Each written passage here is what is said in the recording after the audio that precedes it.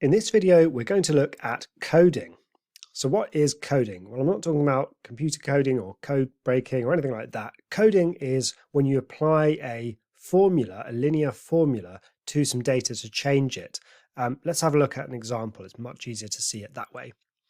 So Sophia gathered and analysed data on sea temperatures at different locations around the UK. She calculated a mean temperature of 12.2 degrees Celsius with a standard deviation of 4.7 degrees Celsius.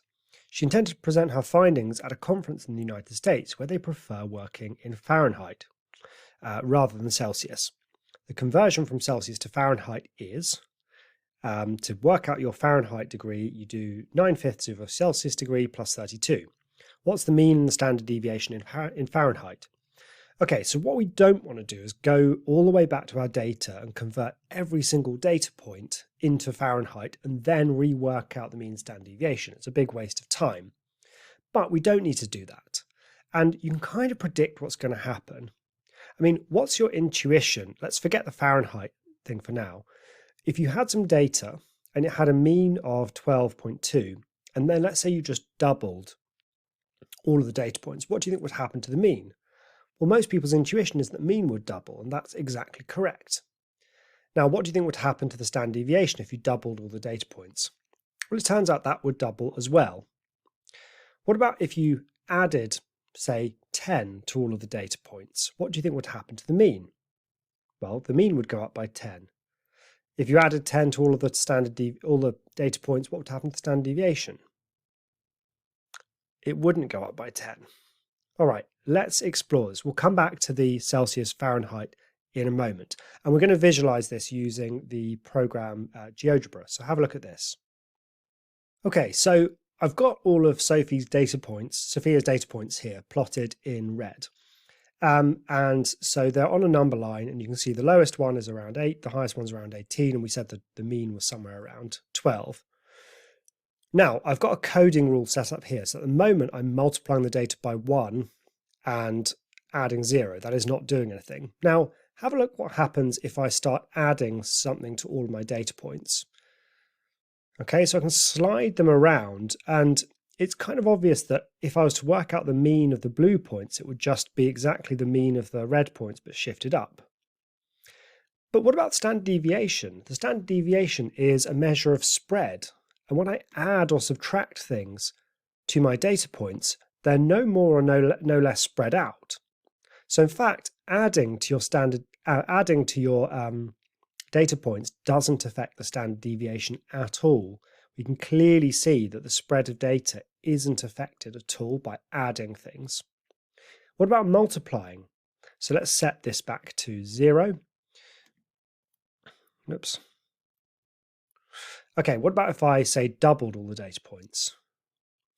Well, if I double them or triple them, for example, you can see that they are more spread out. For example, the gap between the two biggest points has gone from this to this. And in fact, if you treble all of your data values, all of the gaps treble, and it becomes precisely 3 times as spread out. So what this shows is that when you multiply your data by a certain value, it affects both the mean and the standard deviation. So adding just moves things around, doesn't affect the standard deviation. Multiplying, it does. If I multiply by 0.3 or 0.2, you can see they're much less spread out. All right, back to our algebra. All right, so we've got our temperatures here. So the mean for the Fahrenheit, which we might call F bar, is just going to be whatever the mean was in Celsius, but stuck into this equation. So multiplying by 9/5 does affect the mean. So we're going to chuck that in. So that was times a mean of 12.2. And adding 32 did also affect the mean. So the mean temperature in Fahrenheit is just this calculation. We just do 9/5 times 12.2 plus 32. And we get an average of 53.96. But what about the standard deviation of F? So the standard deviation of F is not affected by that 32. Adding 32 doesn't change the spread. So that is just 9/5 times by the standard deviation that we had before. And 9/5 multiplied by 4.7 is 8.46. Okay, so the kind of principle here is that if you have a coding rule, you can just put the mean straight into that coding rule to work out the new mean. But if you're working out a new standard deviation, you just ignore any addition or subtraction. Let's have a look at another example. So the mark X scored by each student who sat a statistics examination is coded using this rule, y equals 1.4x minus 20. So for example, if you got a score of, 50, you'd put it into this equation, 1.4 times 50 minus 20, and that tells you what your new score is. I think I picked an example where it doesn't change, which is a bad one, but you just put your score into this and it tells you your new coded score. Now it says the coded marks have a mean of 6.8 and a standard deviation of 6.6, 60.8 and 6.6. Find the mean and standard deviation of X. All right, so here's the relationship.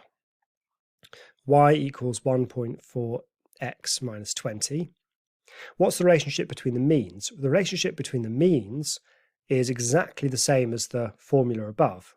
Mean of y is 1.4 times mean of x minus 20. Standard deviation, though, ignores the adding and subtracting. So the standard deviation of y is 1.4 times the standard deviation of x, but we ignore the 20. So if we're told that the coded marks have a mean of 60.8, that means that mean of y is 60.8. So I can just solve 60.8 equals 1.4 mean of x minus 20. And I can solve this. So add 20 to both sides. I get 80.8 equals 1.4 times the mean of x. And if I divide both sides by 1.4, so 80.8 divided by 1.4, I get 57.7 as the mean of x. What about the standard deviation? Well, the standard deviation of the coded marks of y is 6.6. So that means that 6.6 is equal to, and I'll use this little formula here, 1.4 times the standard deviation of x.